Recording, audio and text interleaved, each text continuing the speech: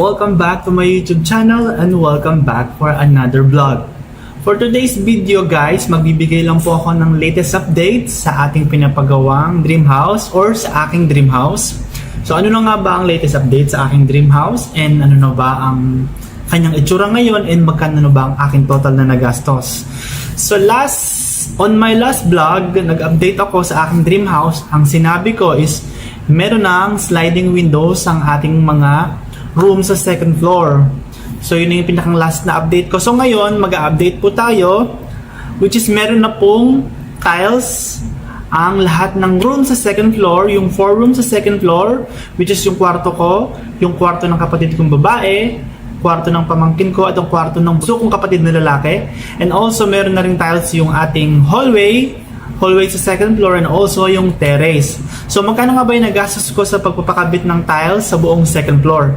So samahan nyo ko guys at sasabihin ko sa inyo isa-isa. So ayun guys, sasabihin ko na sa inyo kung ilang pirasong tiles ang nagastos at kung magkano ang presyo ng ating nagastos para sa paglalagay lamang ng tiles.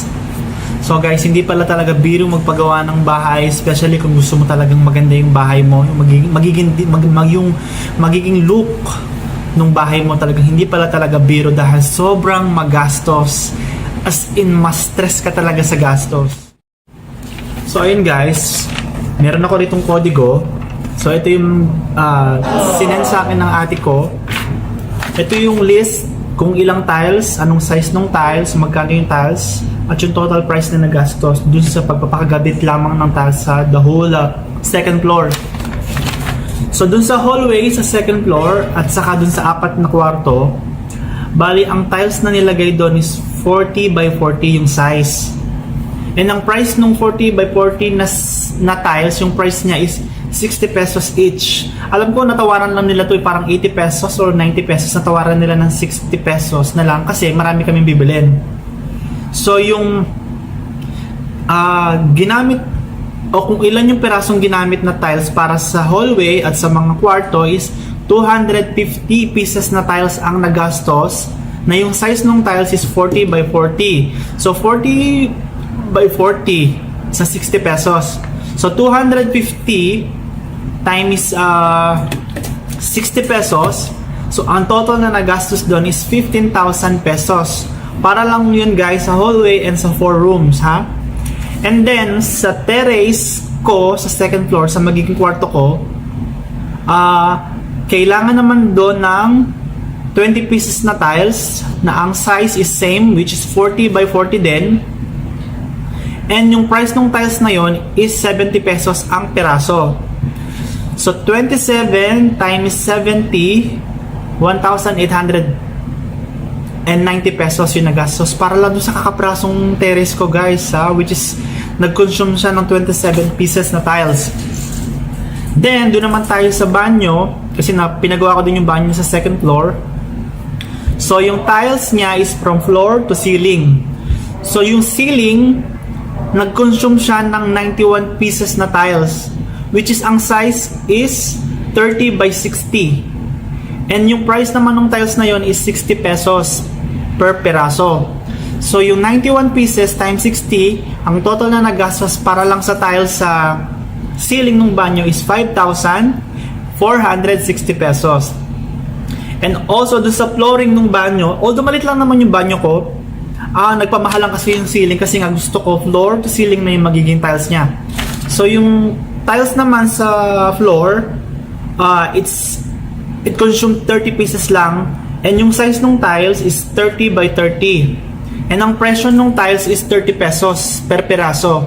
So 30 pesos times 30, tama ba itong calculation ko?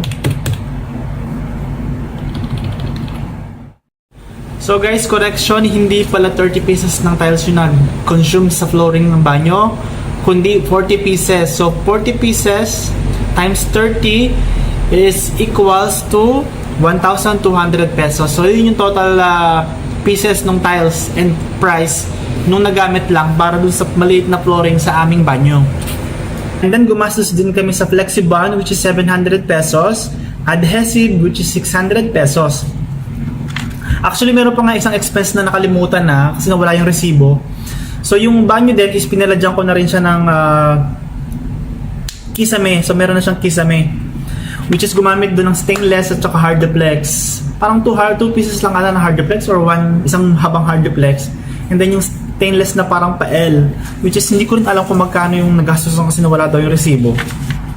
So sa buhangin naman, gumastos kami nag-consume siya ng 3 trucks. And ang total price ng 3 trucks is 6,000 pesos. Tapos, 6 days silang nagawa para makabit yung mga tiles sa buong second floor. Doon nga doon sa banyo. Kasi yung banyo floor to ceiling siya, yung tiles. And then yung kwartong 4 na rooms at saka yung hallway. So 6 days nagawa. Ang per day ng labor is 1,100 pesos. So times 6, which is 6,600 pesos din yung nagastos doon. And then, sa semento naman, yung sa cement, nag-consume yung buong second floor ng 25 sacks ng semento. And ang price ng semento is 230 per sako. So, 25 pieces times 2,300, 25 pieces times 230 pesos. So, ang total cost na nagastos sa semento lamang is 5,750 pesos. So, sa 6 days na trabaho, ang total na gastos ko doon sa pagkakabit lamang ng mga tiles sa buong second floor is tumataginting na 43,200 pesos. Actually, kulang pa to kasi nga nawala yung resibo doon sa binili sa hardplex, yung biniling hardplex at saka yung biniling stainless para dun sa kisame nung banyo. So kaya ito na lang din yung napakita. So ayun guys, I repeat, yung total na naggastos ko sa 6 days na labor sa pagkakabit ng tiles is 43,200 pesos. So ngayon guys, panoorin nyo naman ngayon yung time na kinakabit nila and nung time na natapos na paglalagay ng tiles. So guys, please watch these videos.